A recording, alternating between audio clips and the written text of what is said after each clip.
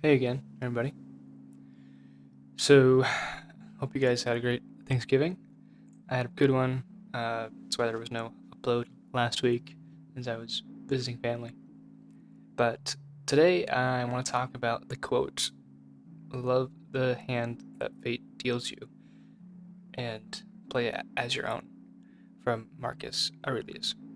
And this is kind of an extension of the, saying amor fati, or love your fate.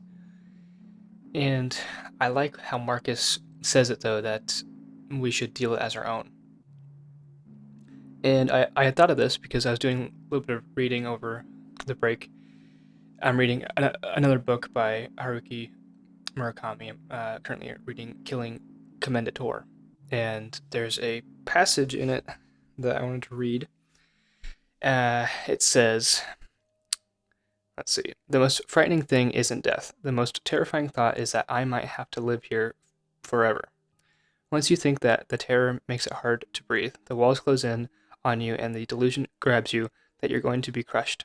In order to survive, a person has to overcome that fear, which means conquering yourself. And in order to do that, you need to get as close to death as you possibly can." So the context of that is a little bit different than kind of the overall context of this quote from Marcus, as it's pretty central to the story of that book. But the meaning is the same thing, that we have to kind of overcome the fear, not the fear of death necessarily, but the fear that we are going to be stuck, or that we have to live with whatever thing that we are afraid of hurting us, even if we might know that it won't kill us. And I think that that's a thing that kind of we jump to a lot of times when something goes wrong. At least I know I do. I have the thought in my head, is this going to kill me? Like, is this something that is going to end my life as I know it? Is this really a true danger to myself physically, on that kind of dire level of potential harm? And most times it's really not. And I have had, things where I have a health scare or something like that, where I do feel like, oh man, this could lead to an infection, this could lead to something really serious, or it could be life threatening. Although there's a very, very low chance of that happening.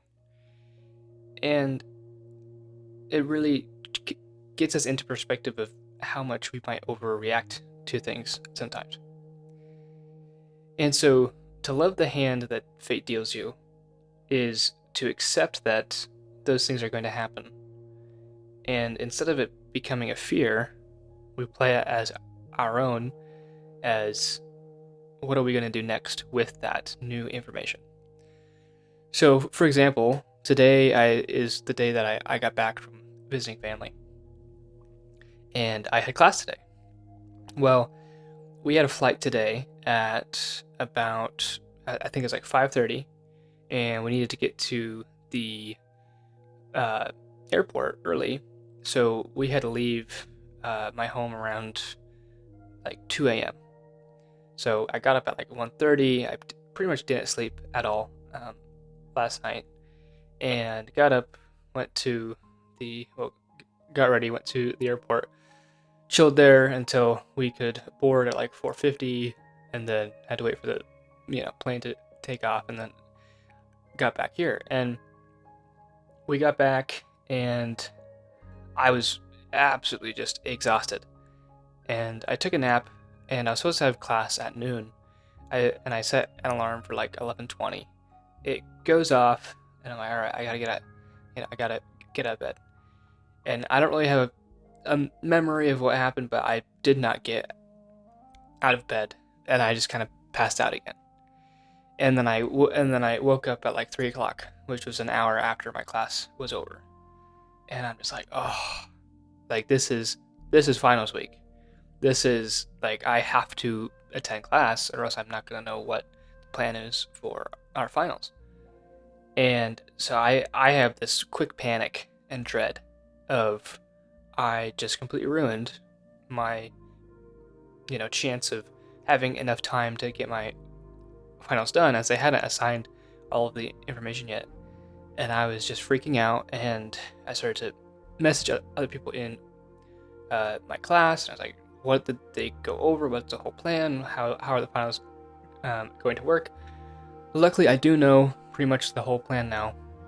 I was able to call one of my classmates, and he walked me through everything that they did. And it's really not as bad as that initial thought seemed to be.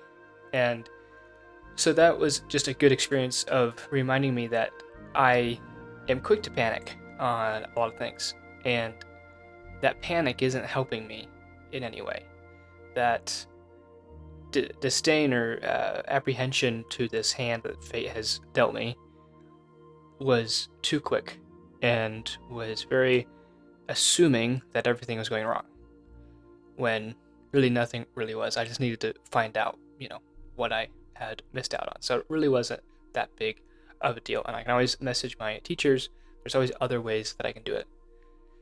So that is to say that we are quick to assume the worst in a lot of cases.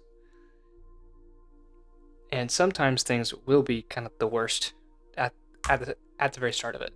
When that hand is first dealt, we're going to be in the worst part of it because it's just happened.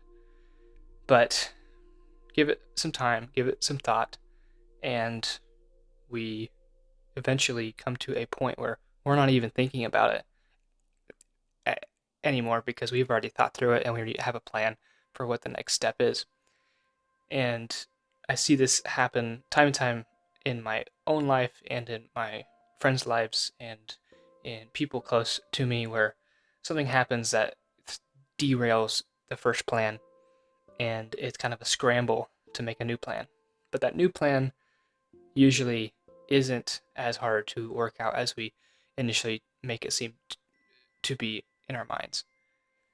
So, yeah, and Thanksgiving, I hope all of you were grateful for all the blessings that are in your lives.